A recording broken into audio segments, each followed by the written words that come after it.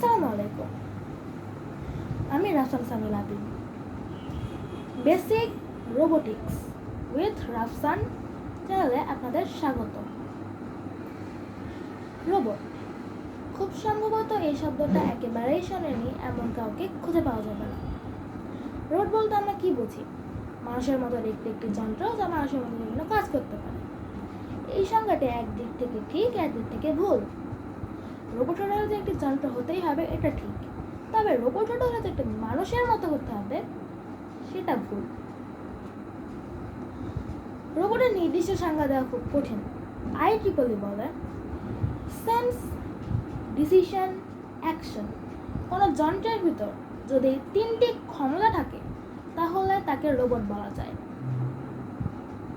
আচ্ছা, ক্যালকুলেটর কি একটি রোবট?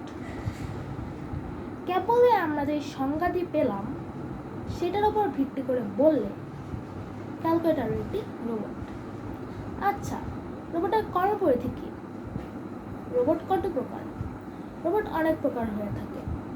কোনো রোবট চিকিৎসা শাস্ত্রে ব্যবহার করা হয়, কোনো রোবট মানুষকে সাহায্য করতে ব্যবহার করা হয়, কোনো রোবট বিপদে মানুষকে উদ্ধার করতে ব্যবহার করা হয়, কোনো রোবট গবেষণার জন্যই তৈরি করা হয়, আবার কোনো রোবট মানুষকে বিনোদন দেওয়ার জন্য তৈরি করা হয়। রোবটকে 4টি ভাগে ভাগ করা হয়: স্বয়ংক্রিয়, নিয়ন্ত্রিত, চলমান, স্থির। স্থির রোবটের মধ্যে পড়ে এমন একটি রোবট হলো দা ভিঞ্চি।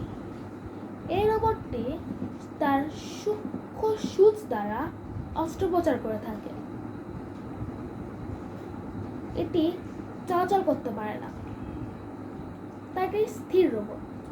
আবার চলমান রোবটের মধ্যে কোবরা নামের একটি রোবট, মানুষ বিপদে পড়লে তাদের সাহায্য করার কাজে ব্যবহার করা হয়।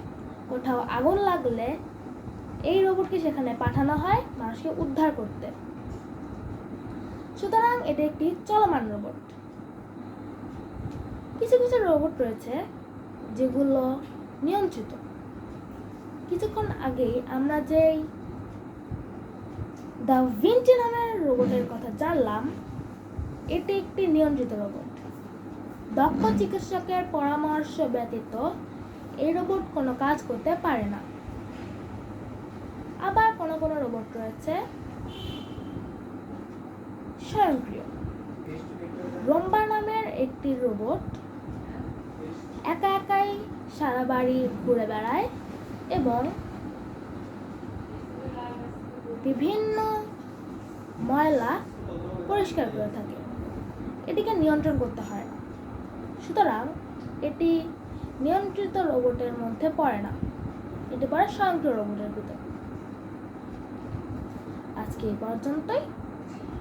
আল্লাহ হাফেজ।